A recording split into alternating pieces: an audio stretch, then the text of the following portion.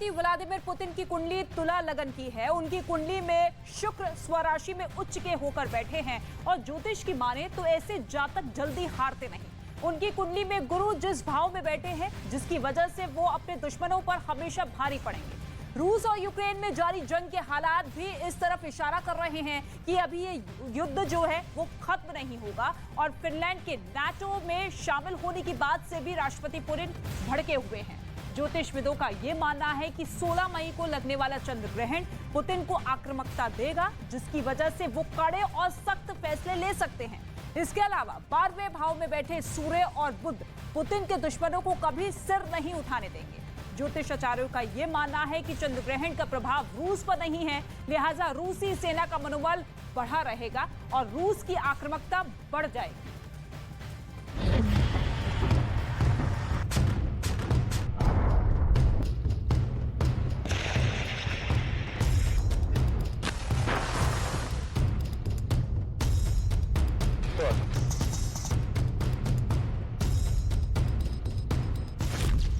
रूस फिनलैंड में बढ़ा तनाव। फिनलैंड ने नेटो में शामिल होने का किया ऐलान। फिनलैंड के ऐलान पर भड़के पुतिन। फिनलैंड बनेगा दूसरा यूक्रेन।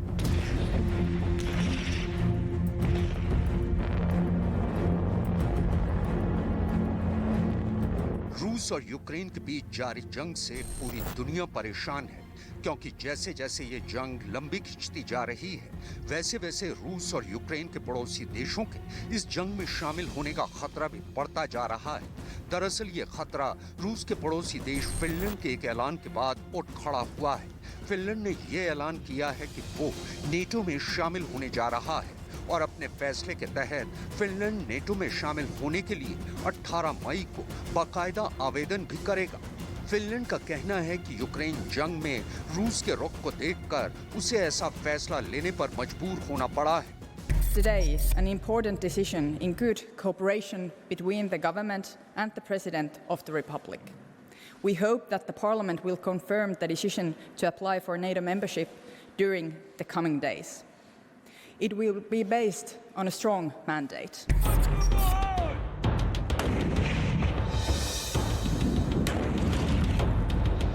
फिनलैंड के राष्ट्रपति ने जैसे ही नेटो में शामिल होने की तारीख मुकर्रर की, वैसे ही रूस के राष्ट्रपति व्लादिमीर पुतिन के करीबी ने फिनलैंड की तबाही की डेडलाइन जरूर बता दी।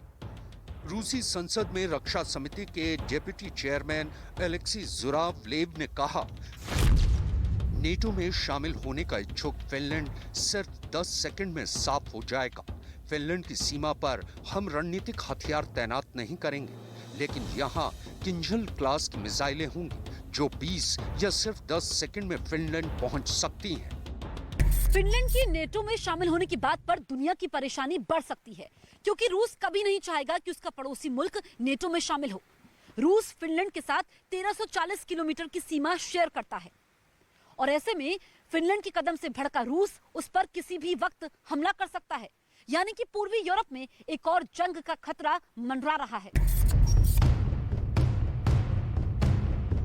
रूस के राष्ट्रपति व्लादिमीर पुतिन फिनलैंड सरकार के नेटो में शामिल होने के फैसले को एक गलती करार दे चुके हैं।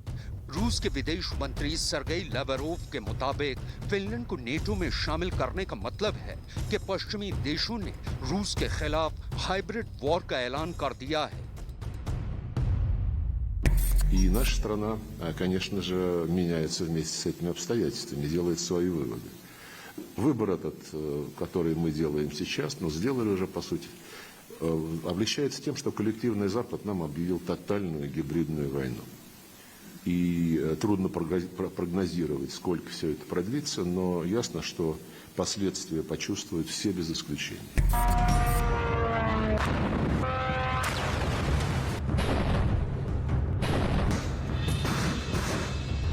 फिनलैंड के एक फैसले से दुनिया परेशान है।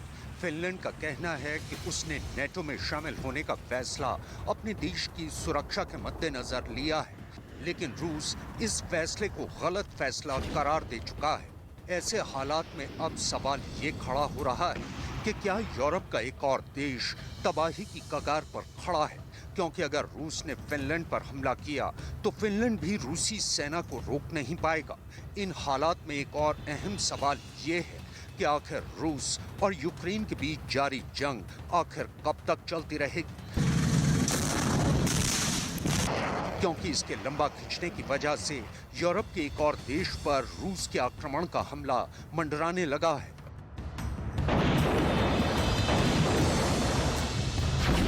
रक्षा विशेषज्ञों के अलावा रूस और यूक्रेन के बीच जंग पर नजर रख रहे ज्योतिषविदों का मानना है कि ये जंग अभी थमने वाली नहीं है और इसकी एक बड़ी वजह बन रहा है 16 मई को लगने वाला 2022 का पहला चंद्र ग्रहण।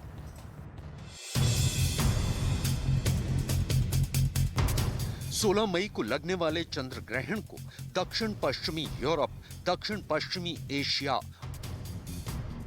अफ्रीका, उत्तरी अमेरिका,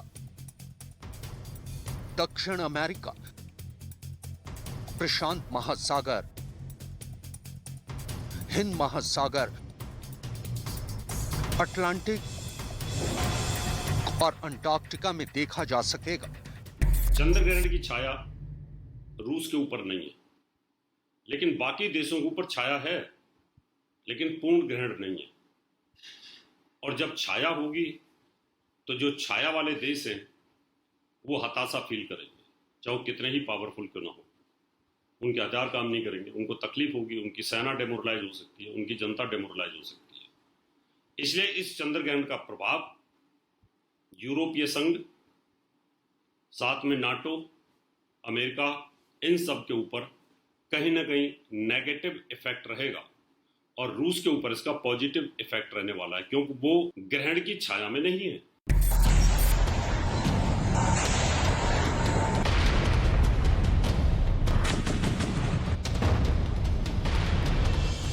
ज्योतिषविद एच.एस. रावत के मुताबिक रूस और यूक्रेन पर चंद्र ग्रहण का नेगेटिव प्रभाव जरूर दिखेगा, लेकिन इस चंद्र ग्रहण की वजह से रूस की आक्रामकता जरूर बढ़ जाएगी।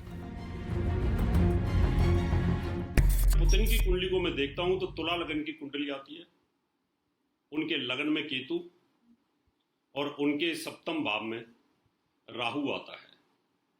यहां पर जो ये ग्रहण योग है उनको आक्रामक बनाएगा, क्योंकि उनके सिर के ऊपर केतु बैठा है और केतु युद्ध का कारक होता है और युद्ध में विजय दिलाने वाला जो बृहस्पति है वो उनके दुश्मन के घर में जाकर के बैठ गया है। साम दाम दंड भेद की नीति से दुश्मन पर विजय प्राप्त करना ये बृहस्पति का कार्य होता है नीति से। तो ये कहा जा सकता है कि पुतिन साहब की कुंडली में बृहस्पति दुश्मन को कुचलने में सक्षम होगा और शनि उनके पंचम भाव पर है, जो कि शनि अनुभव रखता है और वो भी कहीं ना कहीं अपने प्रभाव को बखूबी निभाने की कोशिश करेगा।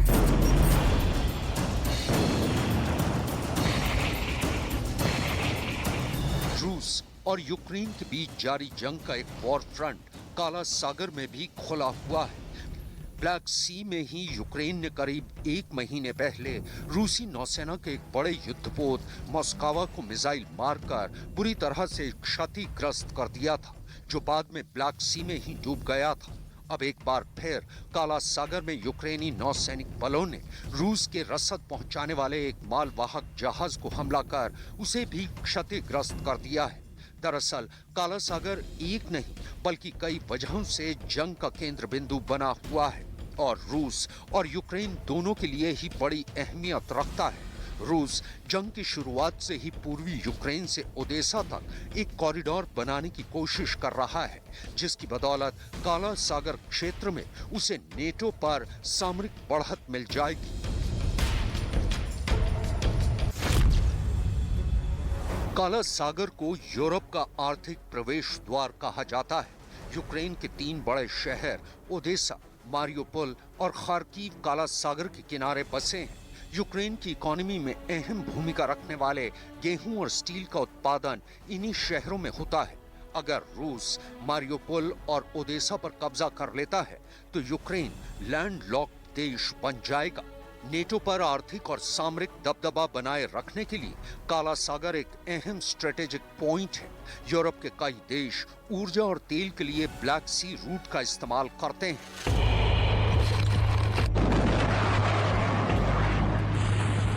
ज्योतिषविद एच.एस. रावत के मुताबिक चंद्र ग्रहण का प्रभाव समंदर पर भी देखने को मिलता है, लिहाजा इस चंद्र ग्रहण का प्रभाव ब्लैक सी में भी दिखेगा और जो भी देश ब्लैक सी के जरिए जंग की आग को भड़काने की कोशिश करेगा या फिर काला सागर को अपनी नई युद्ध नीति में शामिल करेगा, उसे नुकसान उठाना पड़ेगा।